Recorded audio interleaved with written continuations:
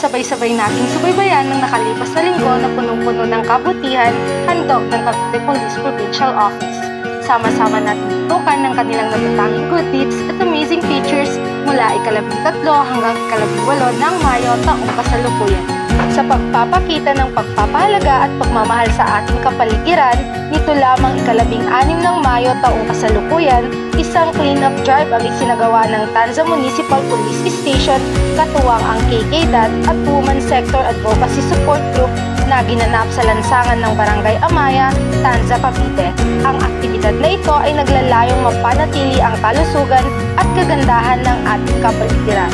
Samantala, sa kaparehong araw naman, ang personahe ng Tanza Municipal Police Station ay muling nagandog ng health kit pack na naglalaman ng face mask, alcohol at vitamins para sa mga batang residente ng Barangay Tres Cruces, Tanza, Cavite. Bukod pa dyan, isang tree planting activity naman ang pinangunahan ng Indang Municipal Police Station sa Barangay Lumampong, Balagpag, Indang, Cavite, nito lamang ika-17 ng Mayo taong kasalukuyan. Masugid na nakilahok ang barangay officials ng nasabing lugar, Army Reservists at Advisory Group. Layunin ng aktibidad na ipakita ang kahalagahan ng pagtatanim at pag-iingat ng puno upang mapatama ang pagmamalasakit sa ating kalikasan. Maliban pa dito, kasabay ng tree planting activity ng Indang Municipal Police Station, sila rin ay nagsagawa ng isang clean-up drive activity na naglalayong mapanatili ang maayos at ligtas na kapaligiran sa pamamagitan ng wastong pagtatapon ng basura at paglilinis sa paligid.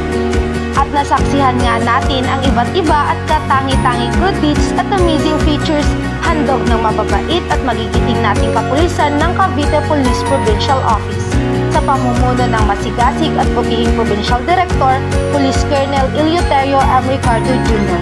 Tunay nga ang mga ganitong gawain ay nagsisilbing magandang halimbawa ng pagkakaroon ng positibong epekto sa lipunan at sa relasyon ng mga otoridad at mamamayan.